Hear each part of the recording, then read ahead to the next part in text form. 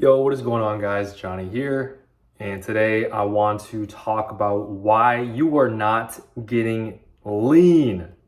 All right, let's get into it. So, I want to talk about this, breaking it down into 3 steps. Let's start off with that 3 steps. And just to explain on how to get lean, we all know how to get lean. You have to be in a calorie deficit. You have to put yourself in an energy deficit so that your body has to burn fat for a reason. Your body is not just going to randomly burn fat for no reason. Your body burns fat for a survival mechanism. Us as human beings, we are here on Earth to survive, to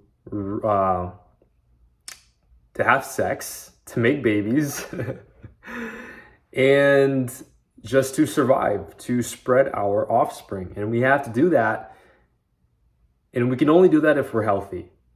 So, if you are 20% body fat right now, if we're talking about the context of survival, you have a good chance of surviving a famine. If you're starving, your body has a lot of extra body fat stores where it can actually tap into so that you can survive longer. Essentially, fat is your stored energy because you have consumed too many calories than what your body actually needs. So that is what it means on a physiological standpoint. So how do we do the opposite? Now, way back then, it actually wasn't that big of a problem of people being overweight and obese. It's a problem now because of our eating habits, how we work as a society, fast food, and not a lot of education that is being brought out there, marketed for living a healthier lifestyle compared to everything else that makes our lifestyles worse, such as, it's way more common to see fast food restaurant marketing ads on TV than health supplements. It's because people like comfort, people like easy things. That's just the nature of human beings. So you can't really blame yourself on that. But if you're tired of being overweight, you're tired of the negative consequences that it has on your health, then here's the video for you, how to get lean. So I just wanted to describe a little background on why we have this issue. So the first step, you have to develop a plan. So your plan has to be getting you in a nice calorie deficit on a consistent daily basis. Now, how do you find this? I believe one of the best ways is to go to an online calculator. So go to a TDEE calculator, which stands for Total Daily Energy Expenditure. When you put down information, you're going to put down your age, your height, your weights, your activity levels. Now, I don't care if you're really, really active, put down sedentary. The reason why you want to do this is because you want to know how many calories you're burning, assuming that you're having a rest day or you're not intentionally working out. This is what I do. So when you put in that number, whatever number that comes out, that is how many calories, a good estimation of how many calories you burn per day without doing any intentional exercise. For example, mine is 2,100 calories. So every single day, I will burn at least 2,100 calories if I don't go to the gym or if I don't do any intentional working out. So I could literally just stay inside my house, just work, stand up here, make food, use the bathroom, put on my clothes, because any movement you're creating burns calories. This is burning calories right now. All right. So 2,100 calories. Now, whatever your number is, you want to be at a 400 to 500 calorie deficit. This will have you losing around 1 pound of body fat per week. Now, if you are heavier, you have a lot more body fat to lose, you are able to lose more than a pound per week consistently, safely, because your body has more fat stores, so you're able to lose fat more aggressively. And the opposite is true. If you're already really lean or pretty lean, but you really want to get diced, you want to get shredded, extremely lean, 10% body fat, your deficit might have to be less, maybe 200 calorie deficit.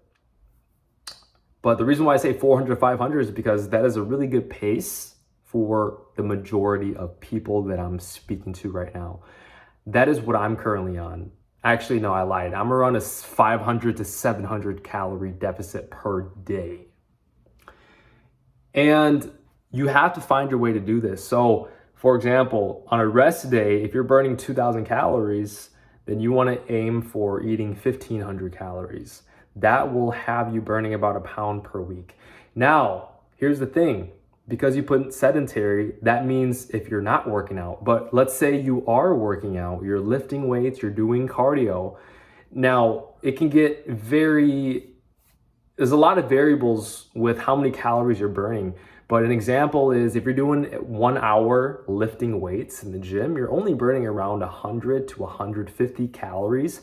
And if you're doing cardio, if you're running for 20 minutes, about every 10 minutes, you're burning 100 calories, all right? And if you're walking for 30 minutes, I think you burn around like 150 to 100. Now, how you can learn this is you can go online and you can just type down literally what you've done, like how many calories did I burn walking 5,000 steps? And I think with what I've researched, walking 10,000 steps burns around 400 to 500 calories. And for me, that takes around like an hour and a half to 2 hours to do that. So I guess if you were to do the math, you can burn around 200 calories walking around 45 minutes per day. So it's not that much. It's not that many calories that you think you'd be burning. Most people think they're burning a lot more than they are, but they're not. And this is dangerous because then they think they're able to eat a lot more because they deserve it or because they know they burned a lot, when in reality, it's a lot more difficult to burn calories than what you would think, right? For example, my 20-minute running sessions in the morning, oh my gosh, by the end of those sessions, I'm so gassed. But I've only burned like 200 to 250 calories. Not that much compared to when you're eating. It's so easy to eat like one donut. You're already 300 calories in, right? One donut for all that hard work. So, number one, get a plan so that you can be at a 400 to 500 calorie deficit per day. Number two, you have to build momentum. A lot of people fuck this up.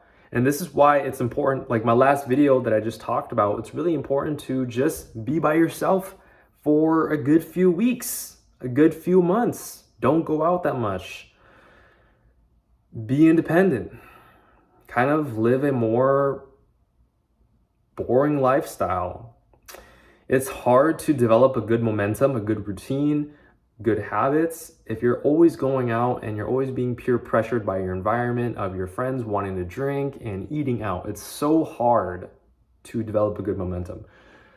This is one of the biggest problems I see.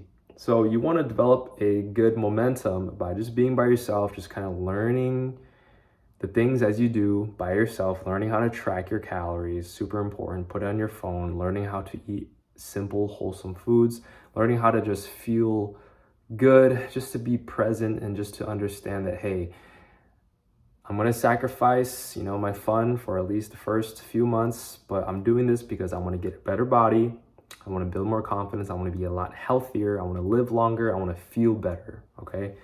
And then number three, once you get this good momentum, never lose it. I'm in a great momentum right now. I'm getting really great results. And my biggest regret is fucking that up because I wanted to dirty bulk. So don't dirty bulk. Don't do anything that is crazy against your built routine, and slowly add changes. For example, today's Thanksgiving.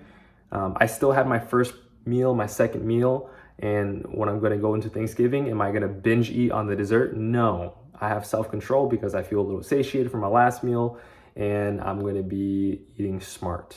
So focusing on protein and still eating veggies. So hope you guys enjoy that. Like the video, subscribe. Check out my links down below. Really appreciate you guys for watching. Peace.